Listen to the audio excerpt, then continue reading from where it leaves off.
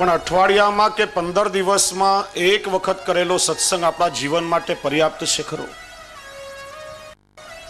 બાકીના દિવસોમાં જે વૈચારિક પ્રદૂષણો આપણી અંદર ભરાય છે એનું શું? ટીવીની સિરિયલો રોજ જોઈએ છીએ, પર બીજાઓની નિંદાઓ રોજ શ્રવણ કરીએ છીએ, ગામ આખાની માથાકૂટ કકળાટ રોજ કરીએ છીએ. ત્યાં દરરોજનો દુસ્સંગ આપણી અંદર ભેગો થાય છે, તો ક્ષણિક સત્સંગ એ જીવનમાં કેટલો ઉપયોગી થશે?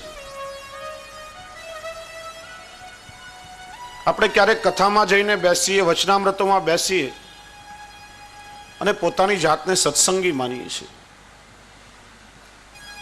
પણ શ્રી હરિરાય ચરણી આપણને સમજાવે છે કે નિત્ય સત્સંગ કરો. સત્સંગની જીવનમાં નિત્ય હોવી જોઈએ, કારણ કે એનાથી 3 ક્રિયાઓ થશે. સત્સંગથી જીવનું શુદ્ધિકરણ થશે, બીજું આપણું ઉર્ધ્વીકરણ થશે, અને ત્રીજું જીવનનું રૂપાંતરણ થશે. રનવે ઉપર એક વિમાન ઊભું હોય, સૌથી પહેલા ટેકનિશિયનો, એન્જિનિયરો એને સર્વિસ કરે, જોઈતા પ્રમાણમાં બળતણ એની અંદર પૂરે, પછી એક સર્ટિફિકેટ લખી આપે કે આ વિમાન હવે ઉડવા માટે બરાબર તૈયાર છે. ત્યારે વિમાન રનવે ઉપર આગળ વધે અને પછી એનું ટેક ઓફ થાય. પહેલા એનું શુદ્ધિકરણ થાય, પછી એનું ઉર્ધ્વીકરણ થાય છે. પછી મુંબઈથી ઉપડેલું વિમાન જે આપણું ડેસ્ટિનેશન હોય, જે આપણું ગંતવ્ય સ્થાન હોય, ત્યાં આપણને પહોંચાડે છે. માનવીના જીવનનું રૂપાંતરણ થાય છે. બોલીએ શ્રી વલ્લભાધીશ કી જય. શ્રી વલ્લભ વિઠ્ઠલ ગિરધારે યમુના જોકે બલિહારે.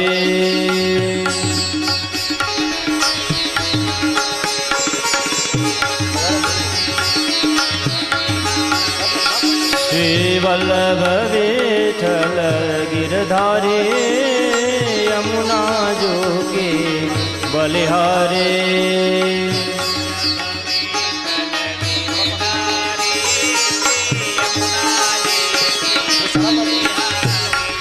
શ્રી વલ્લભ વિઠ્ઠલ ગિરધારે યમુના જોકે બલિહારે.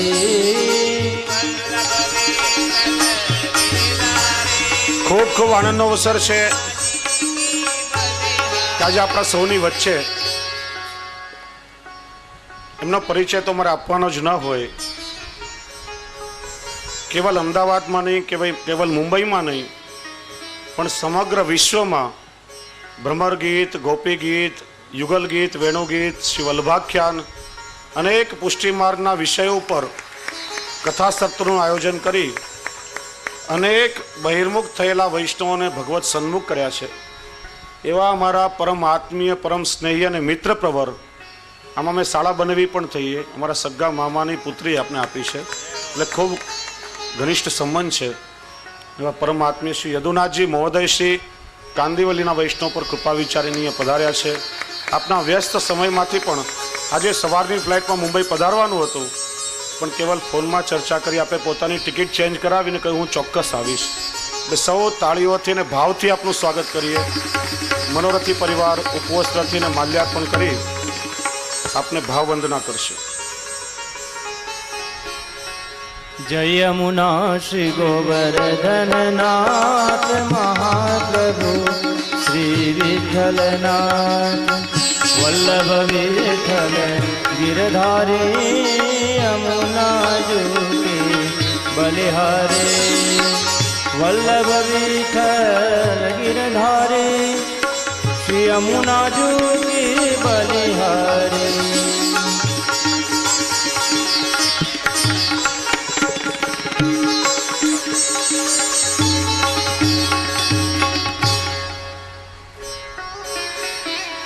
આપણે ચર્ચા કરતા હતા કે સત્સંગથી જીવનું શુદ્ધિકરણ થાય છે, ઉર્ધ્વીકરણ થાય છે અને એના જીવનનું રૂપાંતરણ થાય છે.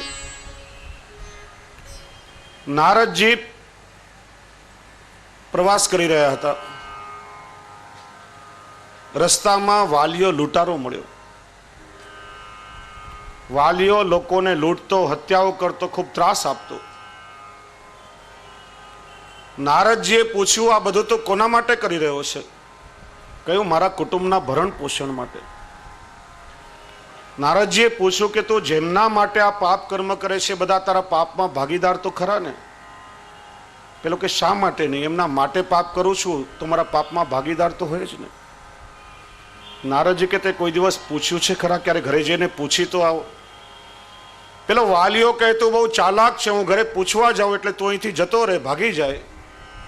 નારદજી કે મારે ભાગવું નથી, મને બાંધીને જા, પણ એકવાર પૂછીને જો તો ખરા. વાલીઓ નારદજીને ઝાડ સાથે બાંધીને ઘરે આવે છે. પત્નીને પૂછે છે, પુત્રોને પૂછે છે, પરિવારના દરેક સભ્યને પૂછે છે કે ભાઈ હું આ તમારા માટે આ પાપ કર્મ કરું છું, મારા પાપમાં તમે ભાગીદાર તો થશો ને? બધા કહે છે કે તું કઈ રીતે કમાય એનાથી અમારે શું લેવા દેવા, અમે તારા પાપમાં શા માટે ભાગીદાર થઈએ? ત્યારે વાલીઓ દોડતો દોડતો આવ્યો, નારદજીના ચરણોમાં પડ્યું કે મહારાજ 30 વર્ષ સુધી એમની સાથે રહેવા છતાં હું એમને ઓળખી શક્યો નહીં ને તમે ક્ષણમાં એમને ઓળખી ગયા. અને વાલિયાનું વાલ્મીકીમાં રૂપાંતરણ થઈ ગયું. નારદજીનો સત્સંગ મળ્યો અને વાલિયામાંથી વાલ્મીકી ઋષિ બની ગયા. આખું રામાયણ એમણે લખ્યું. આજના સમયમાં જ્યારે કાલનો વિપરીત પ્રવાહ વહી રહ્યો છે, અનેક પ્રકારના દુસ્સંગના સાધનો સહજતાથી પ્રાપ્ત થાય છે. દુસ્સંગ માટે માનવીએ કોઈ પ્રયત્ન કરવો પડતો નથી. દસે દિશાએથી આપણને ઘેરી રહ્યો છે. સત્સંગ જીવનમાં કેળવવો પડે છે. કોઈ બીમાર માણસની બાજુમાં આપણે બેસીએ તો કઈ પરિશ્રમ નહીં કરવો પડે, એના રોગનો ચેપ તરત જ આપણી અંદર સંક્રમિત થઈ જશે. હવે તો એવા પણ રોગો છે કે ખાલી શ્વાસ દ્વારા એકબીજાની અંદર સંક્રમિત થાય છે.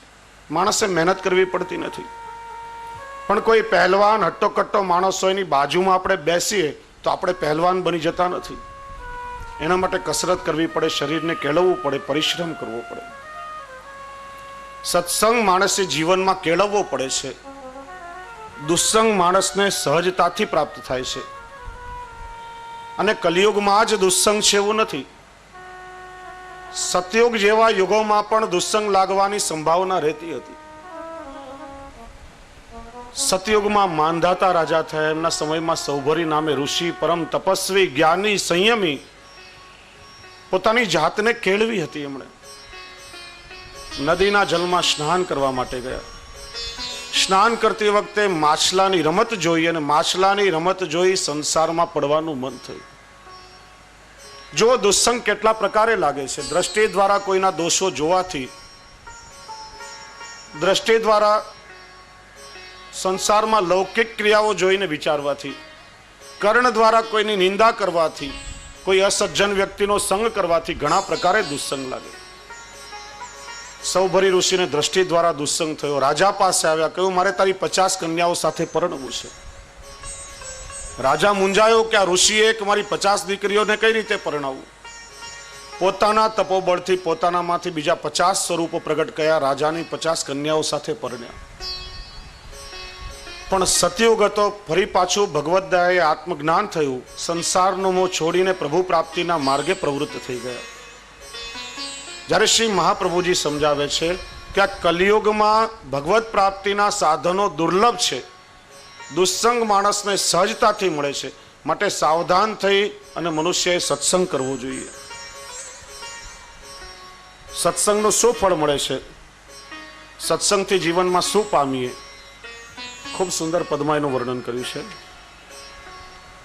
એટલા માટે શ્રી હરિરાય પ્રભુચરણ આપણને આજ્ઞા કરે છે કે કેવલ સાપ્તાહિક કે માસિક સત્સંગ નહીં કરો, પણ સત્સંગ નિત્ય કરો.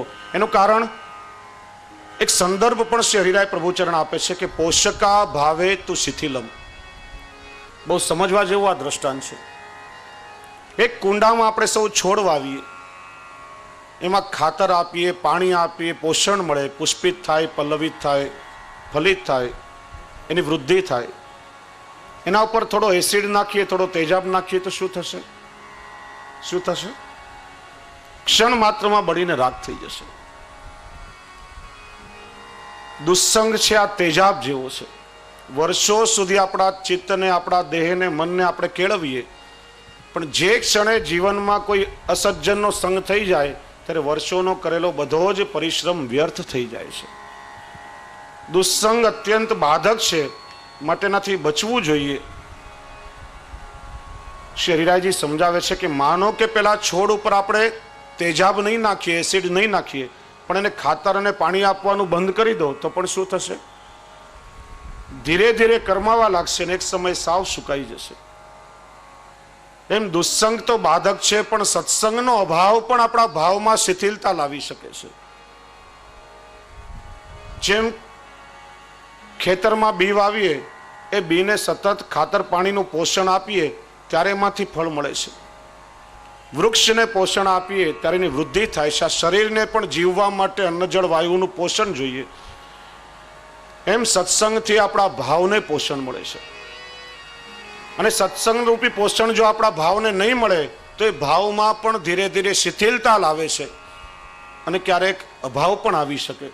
અને એટલા માટે સત્સંગ નિત્ય થવું જોઈએ. સુખ કહ્યા ન જાય સત્સંગ ના રે,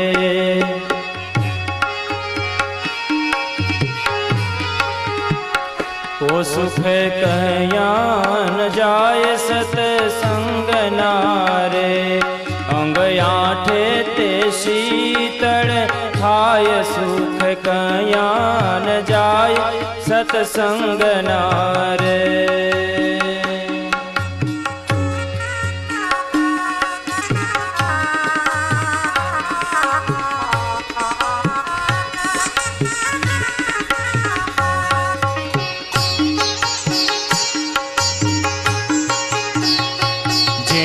આશા તૃષ્ણાને ઈર્ષા રે, સત્સંગ મળેથી સુખ થાય સુખ કહ્યા ન જાય સત્સંગ ના રે.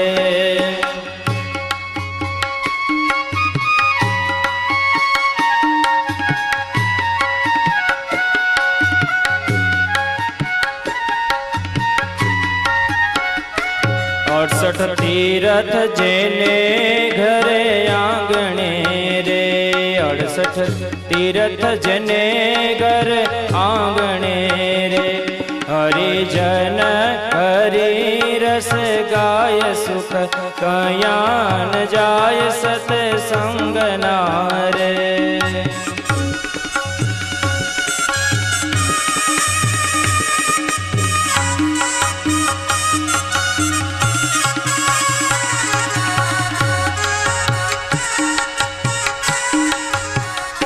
સુખ ઇન્દ્રના લોકથી અધિક છે રે,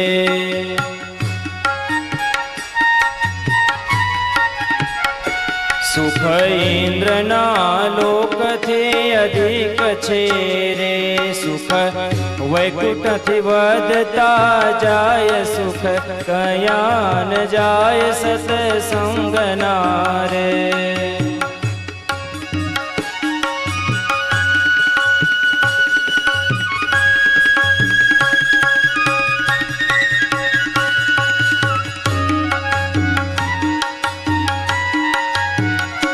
સુખ બ્રહ્મના લોકથી ભારે ગણા રે,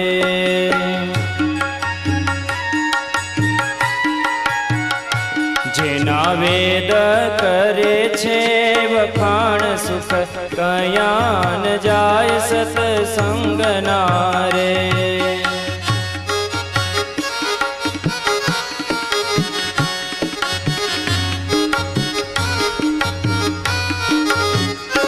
સુખ ગોપી ગોવાળને મળ્યા ગણા રે,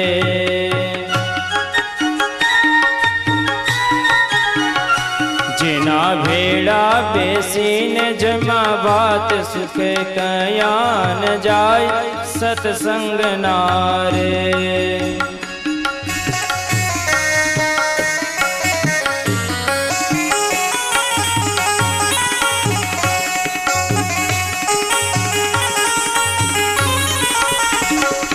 સુખ ગોપી જનોને દીધા ગણા રે.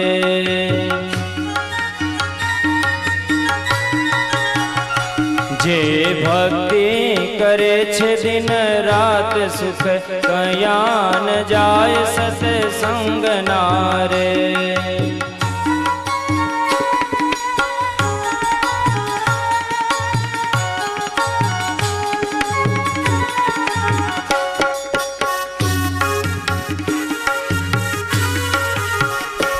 વશિષ્ઠ મુનિ વિશ્વામિત્ર વાદ થયા રે.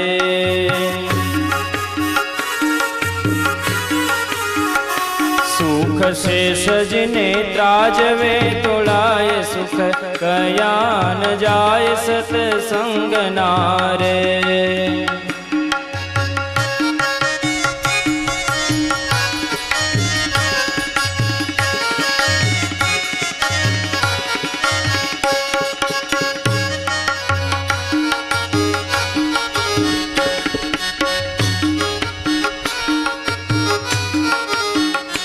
રાજા રહુગણ ને ભરતજી ભેટિયા રે.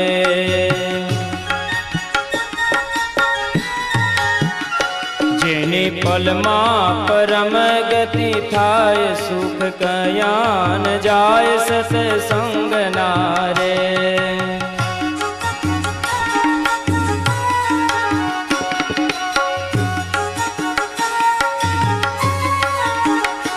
દાસ દયો કહે છે સત્સંગ થકી રે. ઓ દાસ દયો કહે છે સત્સંગ થકી રે.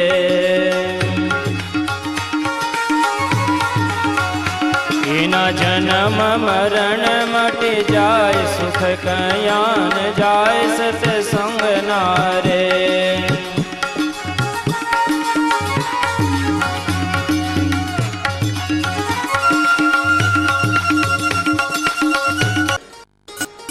પ્રભુના સ્વરૂપમાં પ્રીતિ પ્રગટ થાય સત્સંગ છે.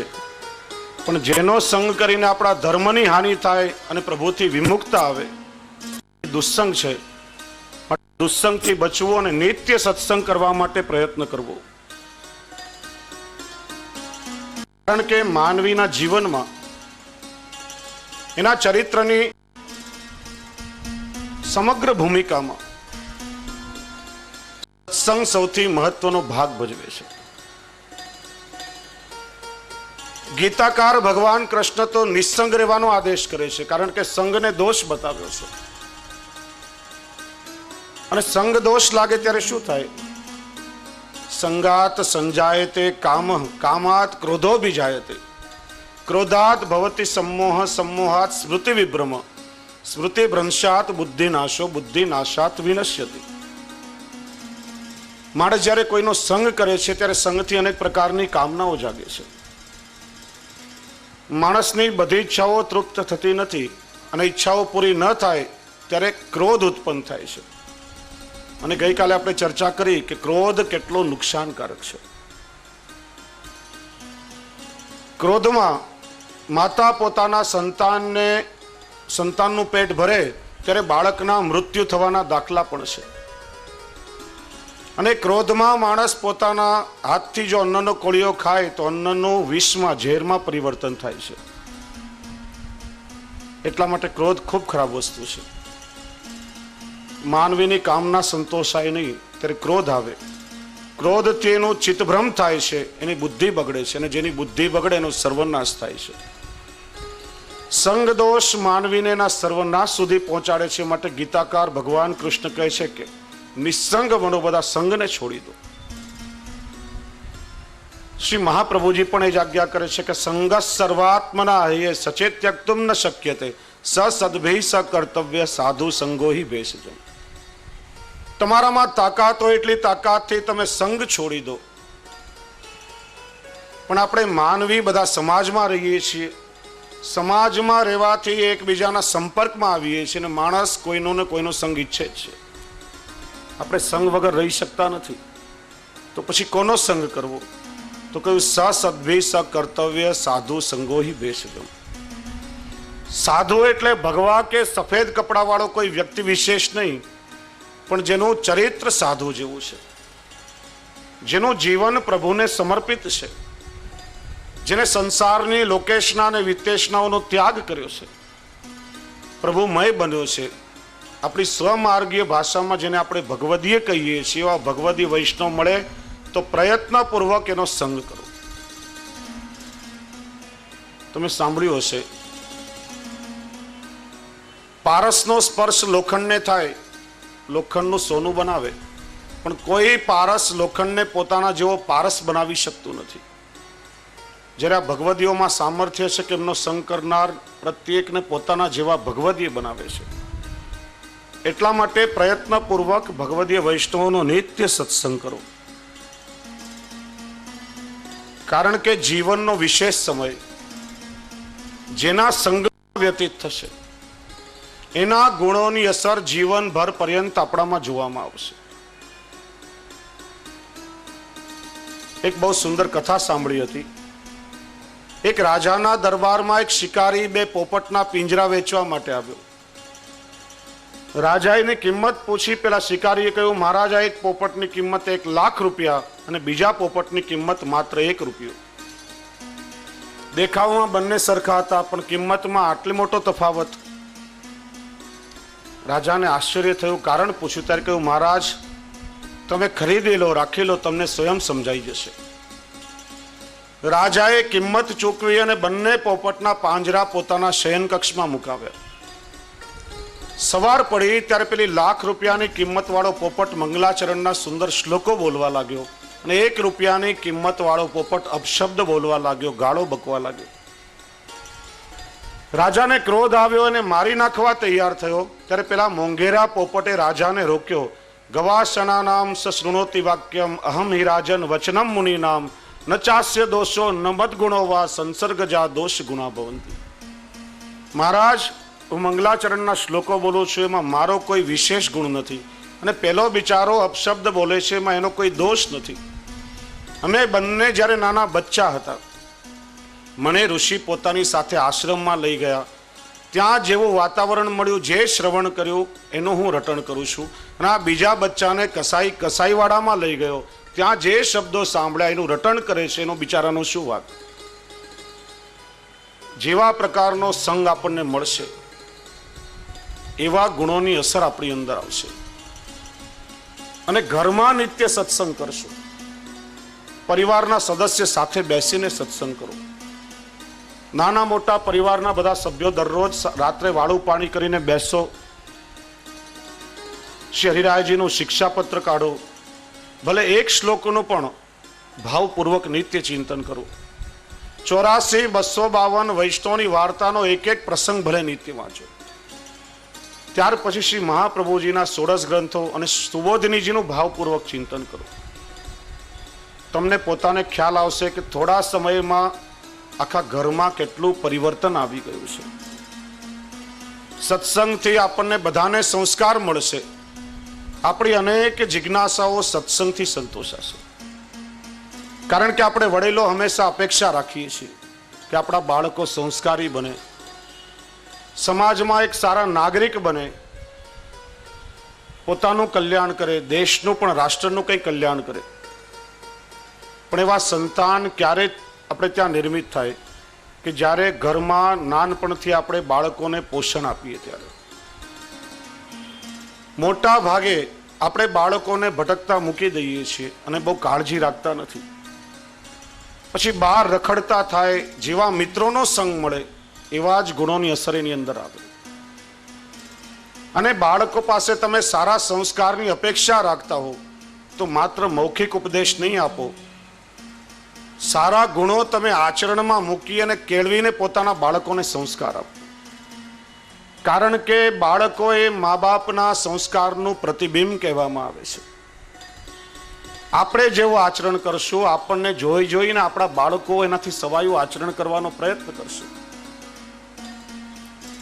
પિતાને ઘરમાં કોઈ વ્યસન હોય, તમે માવા કે ગુટકા ઘરમાં ખાતા હો, બાપ ઘરમાં ધૂમ્રપાન કરતો હોય અને બાળકોને આપણે ઉપદેશ આપીએ કે સ્મોકિંગ ઇઝ ઇન્જરિયસ ટુ હેલ્થ, આ નહીં કરવું જોઈએ, તારી તબિયત બગડશે.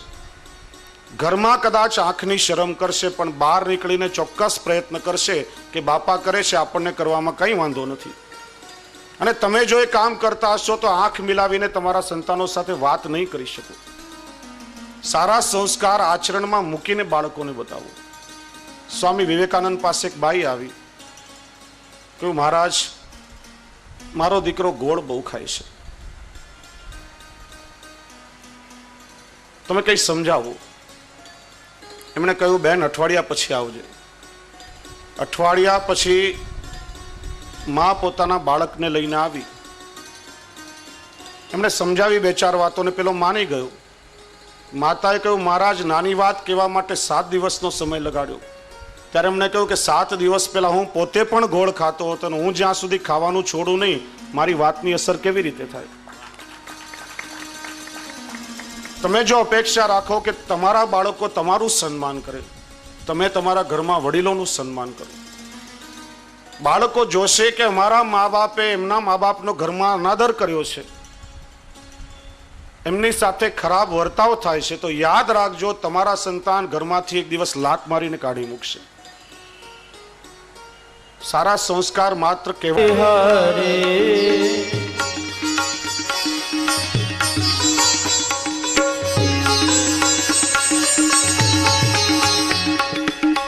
જય યમુના શ્રી ગોવર્ધન નાથ મહાપ્રભુ શ્રી વિઠ્ઠલનાથ.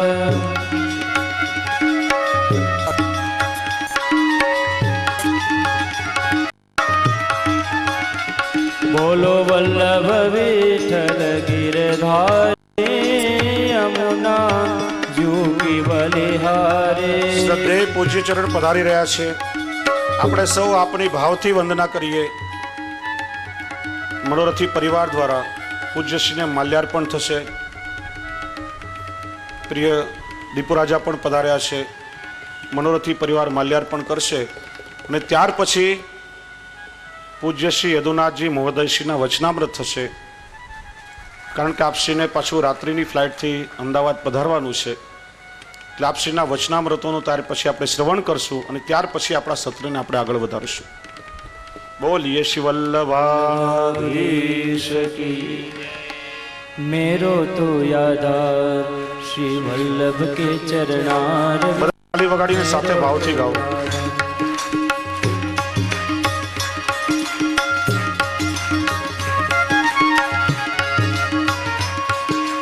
मेरो तो यादार श्री वल्लभ के चरणार बिन.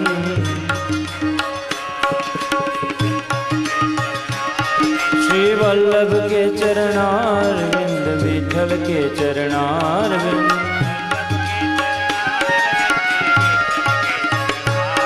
श्री वल्लभ के चरणार बिंद विठल के चरणार बिंद.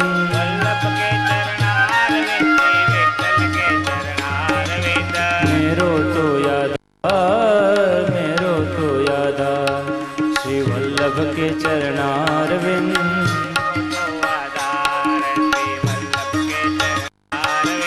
माथे को श्रृंगार श्री वल्लभ के चरणार.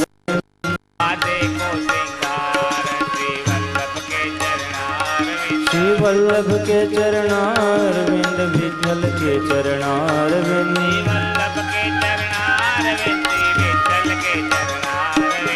मेरो तो यादार श्री वल्लभ के चरणार बिंद.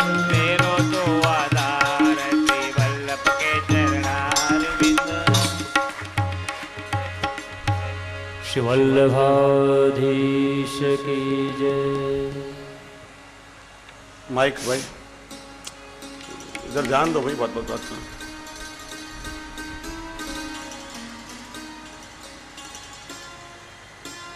परम आदरणीय श्रद्धे परम आत्मीय અને મિત્ર પ્રવર એવા શ્રી યદુનાથજી મહોદય શ્રી કાંદીવલીના વૈષ્ણવ પર કૃપા કરીને અહીંયા પધાર્યા છે. અને આપના સૌ વતી આપને કહું કે આપના વચનામૃતો દ્વારા રસવર્ષણ કરી આપ સૌ વૈષ્ણવોની ભાવપુષ્ટિ કરે. શ્રી વલ્લભાધીશ કી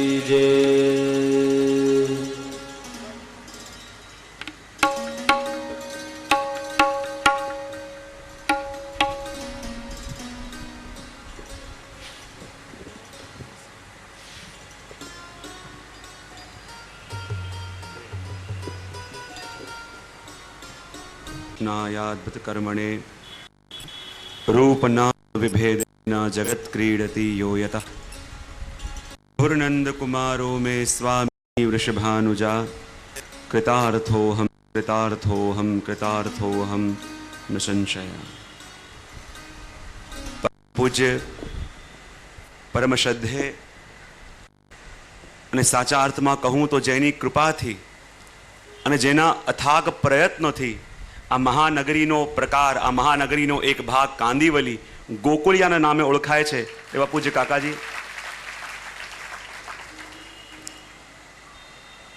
જેના અથાગ પ્રયત્નોથી અને જેની કૃપાથી ગોકુળ તો આ નગરી બન્યું, પણ ત્યાં રહેનારા લોકોને ગોકુલવાસી બનાવ્યા હોય એવા પૂજ્ય દાદાભાઈ, પૂજ્ય જીજી, અત્ર ઉપસ્થિત સર્વે આત્મીજનો, હું તો ખાલી શ્રવણ કરવા માટે જ આવ્યો હતો, આ તો માઇક મળી ગયું. પૂજ્ય દાદાભાઈની આજ્ઞા થઈ કે આવવાનું છે અને તો આજ્ઞાનું પાલન કરવા માટે આવ્યો છું. કૃપા કરવા માટે તો આ બિરાજેલા છે. જે રીતે અથાગ પ્રયત્નો દ્વારા ગામે ગામ પધારીને વૈષ્ણવી સૃષ્ટિનું પોષણ કરી રહ્યા છે આપ, અથાગ પ્રયત્નો દ્વારા સાચા અર્થમાં જે માર્ગથી ભટકેલા છે એમને માર્ગમાં લાવી રહ્યા છે, જે માર્ગમાં આવ્યા એને ચલાવી રહ્યા છે અને દ્રષ્ટિ પણ આપી રહ્યા છે એવા પૂજ્ય દાદાભાઈ માટે તો શું કહું. સાચા અર્થમાં કહું તો જીવનમાં જેમ 3 ઋતુ હોય ને એમ વૈષ્ણવના જીવનમાં પણ 3 ઋતુ હોય. એક ગ્રીષ્મ ઋતુ, એક વર્ષા ઋતુ અને એક વસંત ઋતુ. જો જ્યારે ગ્રીષ્મ ઋતુ આવે, ગરમીનો સમય આવે તો વૃક્ષ ઉપરથી બધા પત્રો કરમાઈ જાય, પુષ્પો ન રહે, ફળ ન રહે, નિસહાય બની જાય, અસહાય બની જાય. પણ જ્યારે વર્ષા ઋતુ આવે અને વર્ષા ઋતુ જેવી આવે અને મંદ મંદ વૃષ્ટિ થાય અને સૂકું રહેલું વૃક્ષ હરિયાળું બને, લીલી લીલી કોમળ કોમળ કૂપણો ફૂટે. પણ લીલી લીલી કૂપણોથી વૃક્ષ ભરાયો પણ હજી એની સફળતા નથી. જ્યારે વસંત ઋતુ આવે અને એમાં પુષ્પો ખીલે, ફળ લાગે, ત્યારે સાચા અર્થમાં વૃક્ષ સફળ થાય. એમ વૈષ્ણવના જીવનમાં પણ 3 અવસ્થા. જ્યારે આ પ્રત્યેક જીવ લૌકિકમાં અટવાયેલો છે, લૌકિક સંબંધોમાં અટવાયેલો છે, તો માનો કે ગ્રીષ્મ ઋતુ એના જીવનમાં ચાલી રહી છે. જ્યારે બ્રહ્મ સંબંધ લીધું, સન્મુખ થયો, તો માનું વર્ષા ઋતુ આવી, લીલા લીલા પાન ઉગ્યા, હરિયાળી આવી. પણ સાચા અર્થમાં જીવન તો ત્યારે ધન્ય થાય. વસંત ઋતુ એના જીવનમાં ત્યારે આવે કે જ્યારે ગુરુના સાનિધ્યમાં આવીને બેસે, જ્યારે સત્સંગમાં આવીને બેસે. જીવનમાં સફળ તો ત્યારે થાય જ્યારે ભાવના પુષ્પો ખીલે, જ્યારે મનોરથના ફળ ઉગે, ત્યારે સાચા અર્થમાં એ વસંત ઋતુ આવી એમ કહેવાય. તો ચાહે ગ્રીષ્મકાલ ચાલતો હોય પણ 7 દિવસથી તો દાદાની કૃપાથી અહીંયા આ વસંત ઋતુ જ રહેવાની છે. અને વસંત ઋતુમાં કોરા રહેતા નહીં, ખીલવી દેજો પોતાના મનના પુષ્પોને, ખીલવી દેજો પોતાના મનોરથોના ફળને, તો સાચા અર્થમાં જીવન પ્રસન્ન થશે. અને જુઓ તો ખરા, હું હંમેશા જીવનમાં કહેતો હોઉં, જીવનમાં સફળતા ક્યારે મળે એના માટે 2 વસ્તુ જોઈએ. એક તો તક અને બીજી તૈયારી. જીવનમાં ઘણા બધા લોકો એવા હોય જેની પાસે તકો બહુ પણ તૈયારી નહીં, અને જીવનમાં ઘણા બધા લોકો એવા કે જેની પાસે તૈયારી બહુ હોય પણ તક મળતી ન હોય. પણ જ્યારે તક અને તૈયારી મળે ત્યારે જીવનમાં સફળતા મળે. અને હું વૈષ્ણવનું સદભાગ્ય માનું છું કે તક મળી સત્સંગની અને બધાએ તૈયારી પણ બતાવી. ને જ્યાં તક અને તૈયારી મળી ત્યાં તો સફળતા મળે. પૂજ્ય દાદાભાઈ કહ્યું ને હમણાં કે કાલનો ભય છે, અને કાળનો ભય કોને સતાવે કે જે આજે નહીં કાલે કરીશું, કાલે કરીશું, એ કાલમાં જીવતા હોય એને. આ કાળનો ભય કોને સતાવે? આજનો લાભ મળ્યો છે એની પરવા નથી ને કાલે આવીશું, કાલે કરીશું. પણ પુષ્ટિ માર્ગમાં કાલ ઉપર ન જીવાય. પુષ્ટિ માર્ગમાં તો આજનો લાવો લીજીએ રે, કાલે કોણે દીઠી છે. પુષ્ટિ માર્ગમાં તો આજનો લાવો લેવાનો છે, અને આજના લાવાને જે ઝડપી લે, આજના અવસરને જે ઝડપી લે, સાચા અર્થમાં એ જ સૌભાગ્યશાળી છે. સાચા અર્થમાં એ જ જીવનને ધન્ય કરે છે. અને જીવનની ક્ષણને ઝડપતા આવવું જોઈએ. ઘણીવાર આપણને ઘણા કે માણસને જેટલી ચિંતા દુકાને પહોંચવાની હોય એટલી ચિંતા સત્સંગમાં પહોંચવાની કેમ નથી રહેતી? ત્યારે હું કાયમ કહેતો, એક વસ્તુ ધ્યાનથી સમજજો. માણસને ચિંતા જે વાત માટે થાય તો માણસને ચિંતા એ જ વસ્તુ માટે થાય જે કાયમ રહેવાની નથી, અને માણસ નિશ્ચિંત એના માટે જ રહે કે જે કાયમ રહેવાની છે. દુકાને મોડા જાઓ તો ચિંતા થાય છે ને, જોબ પર મોડા જાઓ તો ચિંતા થાય છે ને. બોલે કેમ? કાયમ રહેવાની નથી. પણ દર્શન કરવા જાઓ, સત્સંગ કરવામાં મોડું થાય તો ચિંતા થાય? બોલે નહીં. કેમ? કારણ કે કાયમ રહેવાનું છે. સાચું આ જ છે. પ્રભુના દર્શન કરવામાં થોડા મોડા થઈએ તો ચિંતા નહીં થાય. બોલે કેમ? જે વસ્તુની ચિંતા થતી ન હોય સાચા અર્થમાં એને જ પકડજો. અને જે વસ્તુની આપણને ચિંતા સતાતી હોય ને ત્યારે માનવાનું આ વસ્તુ કાયમ રહેવાની નથી. નોકરીની ચિંતા થાય, દુકાનની ચિંતા થાય, ઘર પરિવારની ચિંતા થાય, અને જેની પણ ચિંતા માણસને થાય એ કાયમ રહેવાની નથી. અને જેના પ્રતિ આપણે નિશ્ચિંત રહેતા હોઈએ માનવામાં જીવનમાં સાચું કોઈ છે તો આ જ છે. જુઓ તો ખરા, શહેરાય મહાપ્રભુજીની કૃપાથી શિક્ષાપત્ર જેવી એક અપ્રતિમ દેન આપણા વૈષ્ણવોને મળી, આ પુષ્ટિ સૃષ્ટિને મળી. અને એટલા માટે તો કહેવાય કે જ્યારે મનમાં કોઈ પણ ચિંતા હોય, શિક્ષાપત્રનો કોઈ પણ પત્ર ખોલો અને જે પણ અંદરથી વાંચો, તમારા મનનું નિરાવરણ થઈ જાય, નિરાકરણ થાય. એ તો શિક્ષાપત્ર છે. શહેરાય મહાપ્રભુજી સાચા અર્થમાં જીવને શિક્ષા આપે છે. અને જુઓ તો ખરા, શ્રી વલ્લભની વાણી, શહેરાય મહાપ્રભુજીની વાણી, અને જ્યાં શ્રી વલ્લભ પોતે બિરાજમાન થઈને અને પણ દ્વારકાધીશના સાનિધ્યમાં એનું પાન કરાવતા હોય તો વૈષ્ણવના ભાગ્યની તો શું સરાહના કરવી.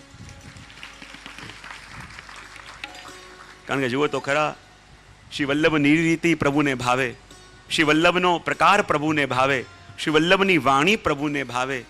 હું તો કાયમ કહેતો હોઉં કે તમે 7 દિવસ અહીંયા શ્રી વલ્લભની વાણીથી, શ્રી વલ્લભની વાણીને જ સમજવાનો પ્રયત્ન કરી રહ્યા છો, પણ અહીંયા જેટલું તમે સાંભળો છો અને નિશ્ચિત સુખ તમારા પ્રભુને નિશ્ચિત મળી રહ્યું છે.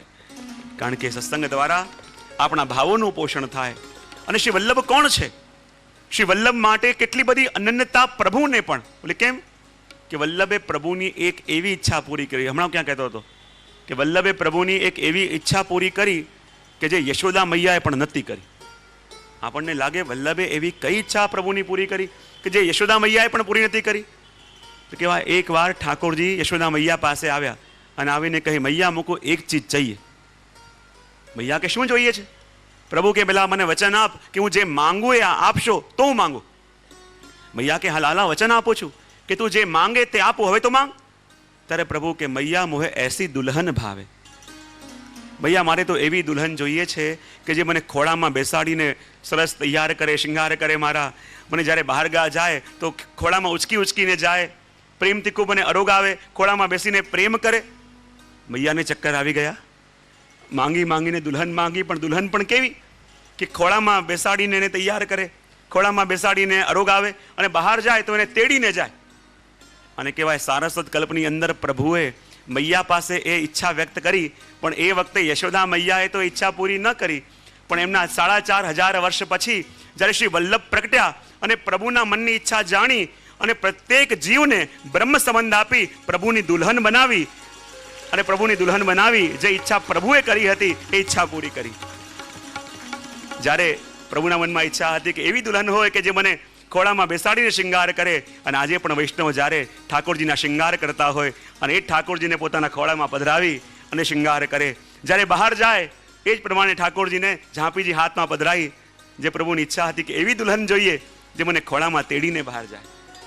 અને જ્યારે વૈષ્ણવ ઝાંપીજી હાથમાં લઈને બહાર પધારતા હોય તો એ જ પ્રભુની ઈચ્છા પૂરી થાય. અને માટે તો શ્રી વલ્લભ ઠાકોરજી કહે કે રહ્યો મોહે શ્રી વલ્લભ ગૃહ ભાવે, કે મને તો શ્રી વલ્લભના ઘરમાં ભાવે. કારણ કે વલ્લભના ઘરમાં જેવું સુખ મને મળે એવું સુખ ઓર ક્યાંય ન મળી શકે. વલ્લભ મારા સુખનો જેવો વિચાર કરી શકે એવો વિચાર ઓર કોઈ ન કરી શકે. અને માટે તો આપને વલ્લભના ગ્રહમાં ભાવે છે, વલ્લભના ઘરમાં સુખ મળે છે.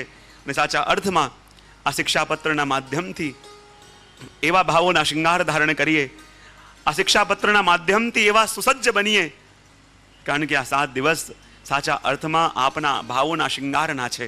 અને એવા 7 દિવસોમાં શૃંગારથી સજ્જ બનીએ કે જ્યારે પ્રભુની પાસે જઈએ તો પ્રભુ પણ પ્રસન્ન થાય, પ્રભુને પણ સુખ મળે, તો સાચા અર્થમાં જીવન જીવ્યું કહેવાય. અને આ તો શ્રી વલ્લભની વાણી છે. અને વલ્લભની વાણી જીવનમાં અસર ક્યારે કરશે? કે જ્યારે મનમાં વિચાર કરશો કે આ પુષ્ટિજીવોને ચાહે કોઈ પણ રોગ લાગુ પડે, અને પુષ્ટિજીવોને કયો રોગ લાગુ પડે, ચાહે રાગનો હોય, ચાહે દ્વેષનો હોય, ચાહે ઈર્ષાનો હોય, ચાહે કોઈ પણ જીવ લાગુ પડે, કોઈ પણ દોષ લાગુ પડે, પણ એનો વૈદ તો એક જ છે. હરિરાય મહાપ્રભુજી કહે છે ને એમના પદમાં કે દિન દિન રોગ કરત વિશ્રામ. શું કહે છે હરિરાયજી? દિન દિન રોગ કરત વિશ્રામ, ઔષધ પાન કિએ બહો નેરે, નેક નો આયો આરામ. એ કહે છે દિન પ્રતિદિન કોઈ નવા નવા રોગ આ દેહને લાગુ પડે, ક્યાંક રાગનો, ક્યાંક દ્વેષનો, ક્યાંક ઈર્ષાનો, અનેક અનેક ઉપચાર કર્યા પણ એ રોગ દૂર થતો નથી. ત્યારે હરિરાયજી કહે દિન દિન રોગ કરત વિશ્રામ, ઔષધ પાન કિએ બહો નેરે, નેક ન આયો આરામ. જો જીયકો સુખ ચાહે સખીરી, લેચલ વાહી ધામ, રસિક પ્રીતમ શ્રી વલ્લભ વર, વેદ હે જાકો નામ. અને એવા વેદ રૂપી શ્રી વલ્લભની પાસે જ્યારે લઈ જઈશ ત્યારે સાચા અર્થમાં આ વૈષ્ણવોના રોગોનો ઈલાજ થશે. તો સાચા અર્થમાં આપણે એ જ કામના કરીએ. વિશેષ તો શું કહું, તો આપણે સાંભળવા આવ્યો છું, પણ હમણાં 1-2 દિવસ પછી જ આપનો જન્મદિવસ આવી રહ્યો છે. કાલે જ આપનો જન્મદિવસ આવી રહ્યો છે અને જન્મદિવસના દિવસે આપણે શું કહી શકીએ? આપણે બધા મળીને પ્રભુ પાસે આજે માંગીએ કે એવી કૃપા દ્વારિકાધીશની આપણી ઉપર તો છે જ, અને એવી વરસતી રહે કે આપના દ્વારા પુષ્ટિ સૃષ્ટિના લાભ માટે આવા જ કાર્ય થતા રહે. કારણ કે આપણી વાણીની અસર પણ લોકોમાં એટલા માટે થાય છે કારણ કે આપ જે કહે છે એ આપના આચરણમાં પણ છે.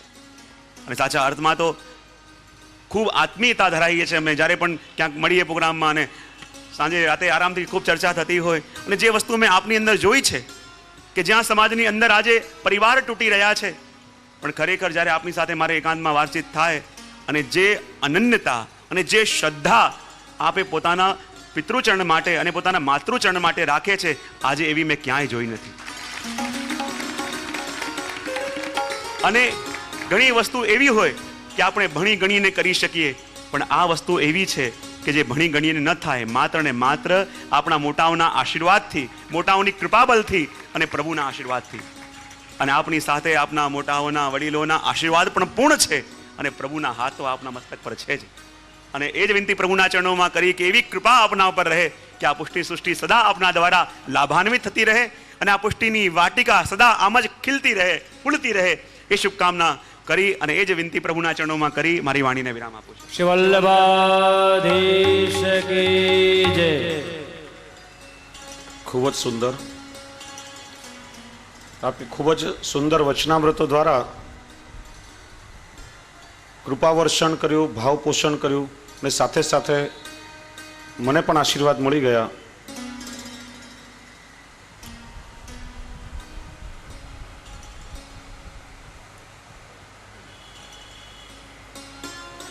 બીજો એક આનંદનો અવસર છે કે છેલ્લા 5 દિવસોથી બોરીવલીમાં રહેતા અમારા સહાધ્યાયી અને પરમ મિત્ર,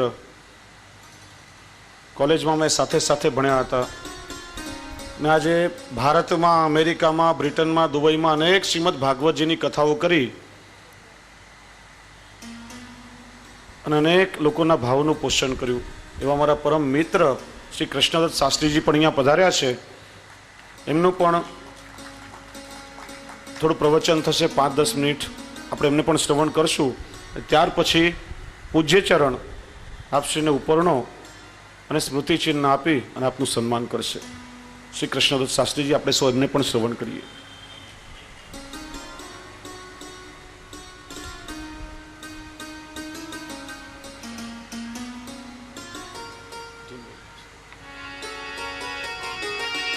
मेरो तो यादार, मेरो तो यादार, श्री वल्लभ के चरणारविंद.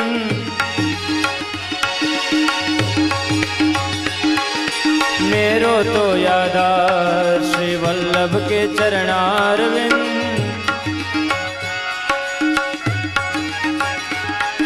श्री वल्लभ के चरणारविंद, विठल के चरणारविंद.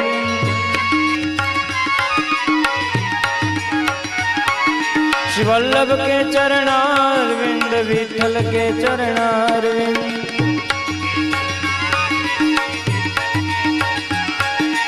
मेरो तो यादार, मेरो तो यादार, श्री वल्लभ के चरणारविंद.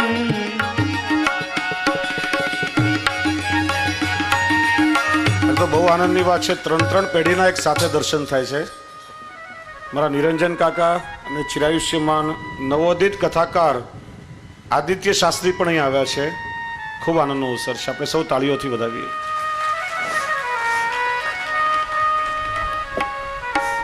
નિરંજન કાકાને તો ઘણી વાર આપણે સાંભળ્યા, વૈષ્ણવ પરિષદમાં પણ એમનું શ્રવણ કર્યું. આજે આપણે સૌ શ્રી કૃષ્ણદત્ત શાસ્ત્રીજીને શ્રવણ કરીએ, ત્યાર પછી સત્રને આગળ વધારશું.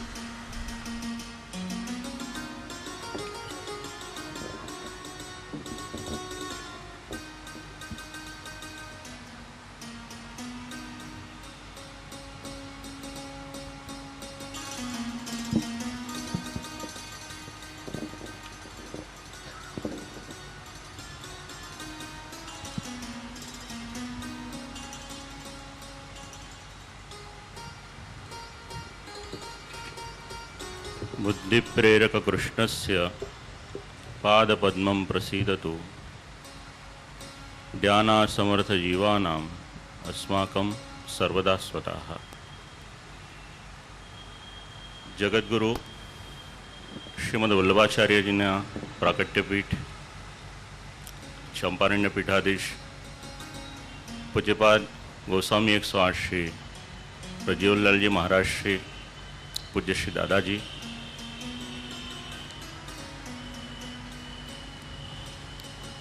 કાંદિવલીના વૈષ્ણવોને અનેક વખત જેમનો લાભ પ્રાપ્ત થયો એવા ગોસ્વામી કુલ કૌસ્તુભ પૂજ્યપાદ ગોસ્વામી 108 શ્રી યદુનાથજી મહોદય શ્રી એવं અત્યંત સાલસ, નિખાલસ, નિસ્વાર્થી અને આપણા સર્વના લાડીલા પૂજ્યપાદ ગોસ્વામી 108 શ્રી દ્વારકેશલાલજી મહોદય શ્રી, સમુપસ્થિત વલ્લભકુલ બેટીજીના શ્રી ચરણોમાં સદૈન્ય દંડવત પ્રણામ. 6 દિવસથી આપણે શિક્ષાપત્રનું શ્રવણ કરી રહ્યા છીએ. સંપ્રદાયમાં 2 ગ્રંથ છે કે જે પત્ર સ્વરૂપે છે. મુખ્યત્વે 2 છે, બાકી તો કદાચ અનેક હશે. એક છે પત્રાવલંબનમ અને બીજો છે શિક્ષાપત્ર. પત્રાવલંબનમ જે ગ્રંથ છે એ વિદ્વાનો માટેનો ગ્રંથ છે.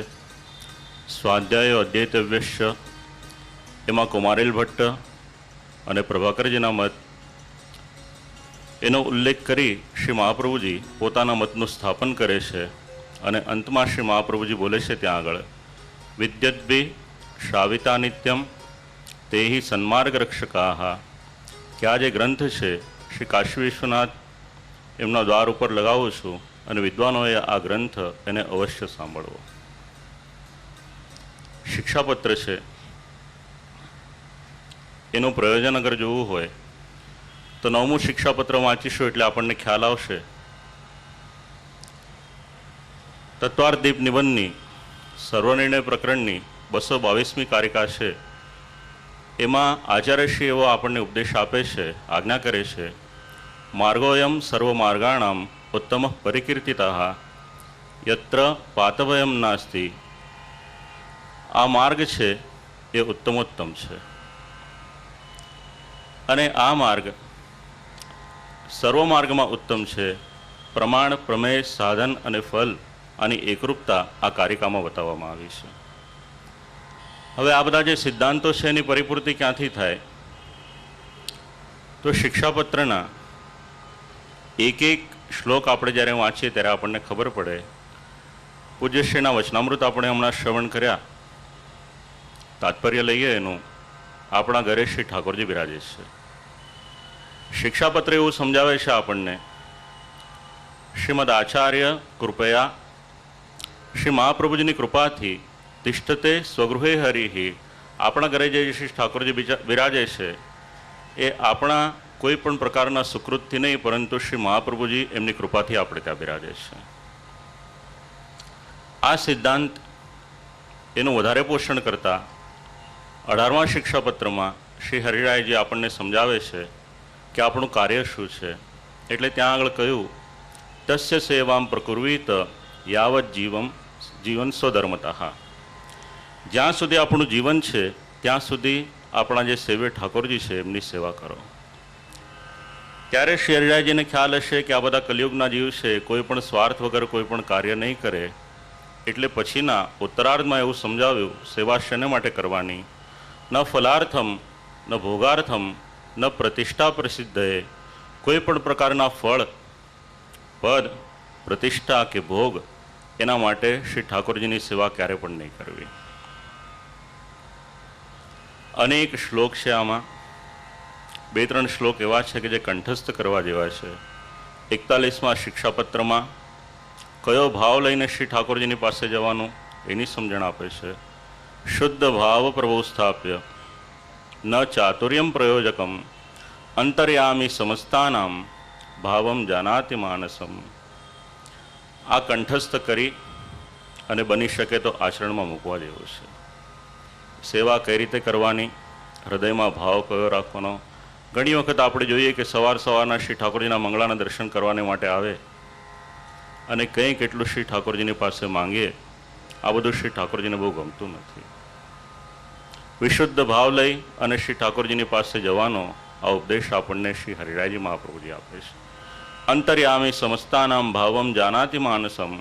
આ 2 શ્લોક પણ અગર યાદ રાખશો આપ લોકો અને આચરણમાં મૂકશો તો પૂજ્યશ્રીનો જે મનોરથ છે એ મનોરથ સફળ થશે. 9મા શિક્ષાપત્રના 21મો કે 22મો શ્લોક છે, અથવા તો 11મો અને 12મો શ્લોક છે. એ બંને શ્લોક પણ વાંચીશું તો આપણને ખ્યાલ આવશે કે આ જે મનોરથ છે એનું આયોજન શેને માટે થયું છે. માર્ગનિષ્ઠા ક્યારે પણ આપણે ગ્રંથ વાંચીએ એનાથી ના આવે, પણ માર્ગનિષ્ઠા જ્યારે વલ્લભકુલના આચાર્યો આપણને સમજાવે ત્યારે આપણે જે વાંચેલું હોય તે સાર્થક થાય. અને એ જે વાંચેલું હોય એ સાર્થક કરવાને માટે આ 7 દિવસનો એક દિવ્ય મહોત્સવ એનું આયોજન થયું છે. અને મને કહેતા ખૂબ જ આનંદ થાય છે. 4 પેઢીનો આપશ્રીના પરિવારની સાથે સંબંધ છે. ભાગ્યે જ કોઈ ગોસ્વામી આચાર્ય કોઈકને મિત્રનું પદ આપે, કંઈક વડીલોના આશીર્વાદ હશે કે આપશ્રીનો આટલો અનુગ્રહ મારી પર છે. પૂજ્ય દાદાજીનો પણ એટલો જ અનુગ્રહ છે. જ્યારે મેં કથા કરવાની શરૂઆત કરી, બીજું કંઈ પણ નહીં વિચાર્યું દાદાજીએ, અને સીધો અહીંયા કથા કરવાને માટે આપશ્રીએ મને નિમંત્રણ આપ્યું. 1 વખત નહીં, 2 વખત નહીં, 3 વખત આપશ્રીએ આ રીતના કથાનું આયોજન કર્યું અને મારી વાણીને શ્રી ઠાકોરજીના શ્રીચરણમાં સમર્પિત કરાવી. આપશ્રીનો અનુગ્રહ છે, આમાં મારી જરા પણ કોઈ પણ પ્રકારની યોગ્યતા નથી. બસ આ જે વાક કુસુમાંજલિ છે શ્રી દ્વારકાધીશના શ્રીચરણમાં, સમુપસ્થિત વલ્લભકુલના શ્રીચરણોમાં, આપ સર્વ વૈષ્ણવોની કાનીથી હું શ્રીચરણોમાં એને નિવેદિત કરું છું. શ્રી ગોવર્ધનનાથ કી જય.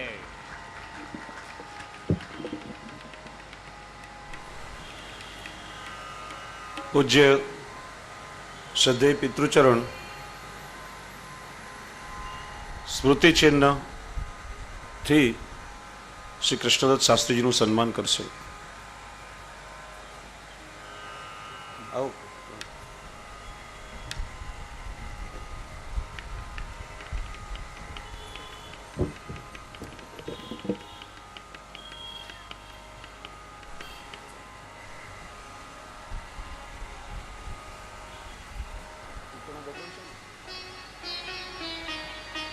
પરમ આદરણીય શ્રદ્ધેય શ્રી નિરંજન કાકા અને ચિરાયુષ્યમાન નવોદિત શાસ્ત્રી શ્રી આદિત્યને પણ પૂજ્ય દાદાશ્રી પુષ્ટિ માર્ગીય પ્રણાલિકા અનુસાર ઉપવસ્ત્ર ઓઢાડી આપનું સન્માન કરશે.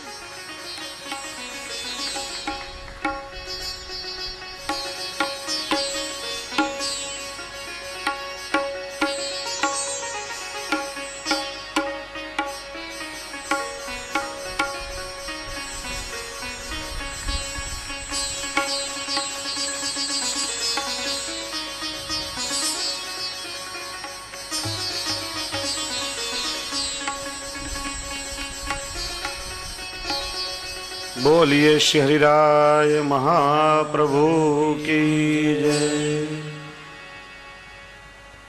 સત્સંગની ચર્ચા આપણે કરી રહ્યા હતા. એક ખૂબ સુંદર સંદર્ભ ભગવદીય શ્રી દયારામભાઈ એક ચંદ્રાવળામાં સમજાવે છે કે સત્સંગ સર્વનો સાર છે, એનો મૂળ ન જાણે મર્મ. અદીપ દીપ મલે થયો, તદરૂપ થયો વણશ્રમ. શ્રમ વિના શ્રીનાથ મિલાવે, કલ્પનું કામ તે પલકે સરાવે. જેમ નીચ નીર મળતા ગંગે ગંગ, એમ સમો વળદે સત્સંગ. અદીપ દીપ મલે થયો. આપણે ત્યાં દિવાળીનો ઉત્સવ આપણે મનાવીએ, દીપ માલિકાઓ પ્રગટાવીએ. એક દીવાને પ્રગટાવી અને એક દીવાથી આપણે અનેક દીવાઓ પ્રજ્વલિત કરીએ છીએ. બધા દીવાઓ પ્રજ્વલિત થાય છે, પણ આ દીવાનું પોતાનું કંઈ એમાં નુકસાન જતું નથી. એવી રીતે એક પ્રજ્વલિત થયેલું હૃદય પોતાના સંગથી અનેકોના હૃદયમાં પણ ભગવત ભાવ પ્રગટાવી શકે છે, અને એમાં કોઈ પરિશ્રમ પણ પડતો નથી. અને ભક્ત કવિ સમજાવે છે કે જેમ ગંગાજીના નીરમાં ખાડ ખૂટા ગટરનું મલિન પાણી મળે, જેને સ્પર્શ કરવાથી પણ સ્નાન કરવું પડે, પણ એ ગંગાજીના સંગથી સ્વયં ગંગા સ્વરૂપ બની જાય છે અને આપણે એમાં સ્નાન કરીને પવિત્ર થઈએ છીએ.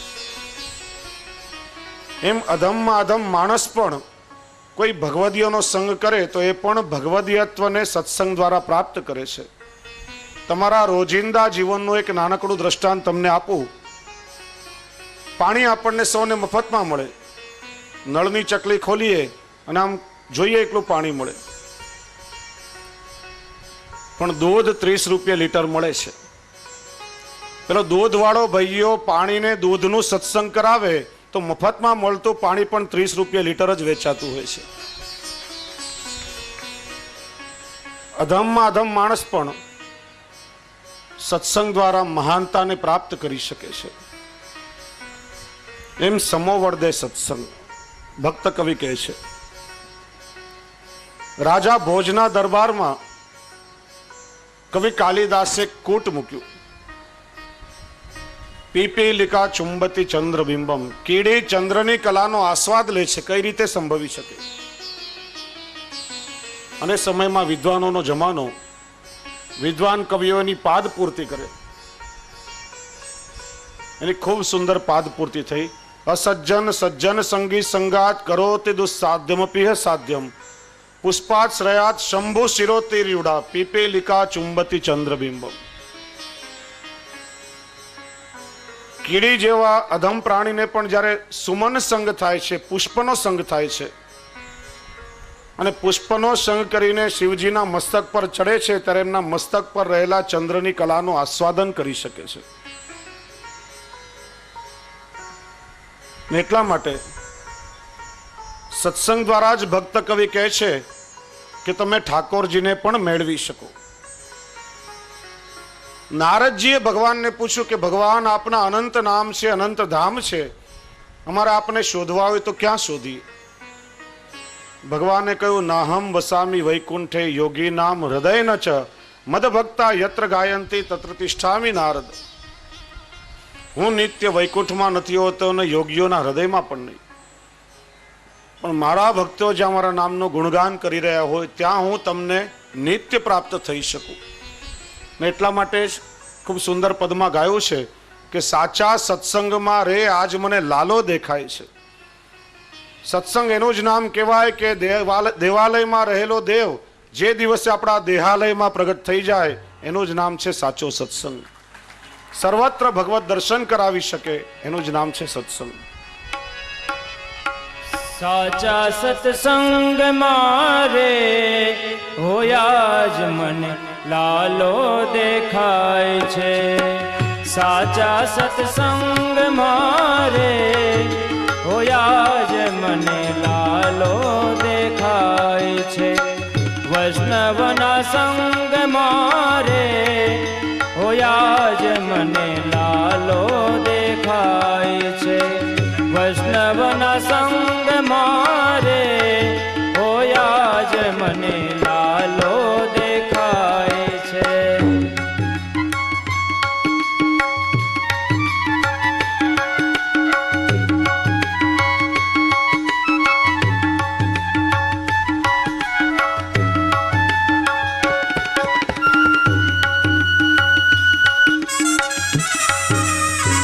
કાણકિયા બિલ્ડર્સ વાળા શ્રી રસેશભાઈ કાણકિયાના ધર્મપત્ની પરમ ભગવતી રૂપલબેન પણ આજે આવ્યા છે. પૂજ્ય દાદાશ્રી પાસે આવશે. દાદાશ્રી ઉપરનો ઓઢાડીને આપશીને આશીર્વાદ આપશે. સાથે મીનાબેન પણ.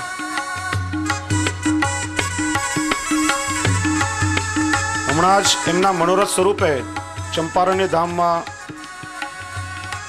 શ્રદ્ધેય શ્રી મોરારી બાપુ દ્વારા રામચરિત માનસનું આયોજન કરવામાં આવ્યું, જેનો વિષય રાખ્યો માનસ મહાપ્રભુ. ખૂબ સુંદર રીતે એમને સમન્વય કર્યો.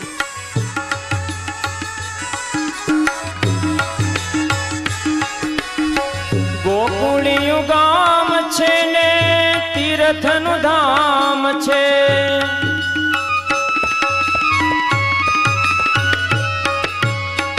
ગોકુળિયું ગામ છે ને તીર્થનું ધામ છે. યશોદાની ગોદ મારે હોયા જ મને લાલો દેખાય છે. સાચા સત્સંગ મારે હોયા જ મને લાલો દેખાય છે. વૈષ્ણવના સંગ મારે હોયા જ મને લાલો દેખાય છે.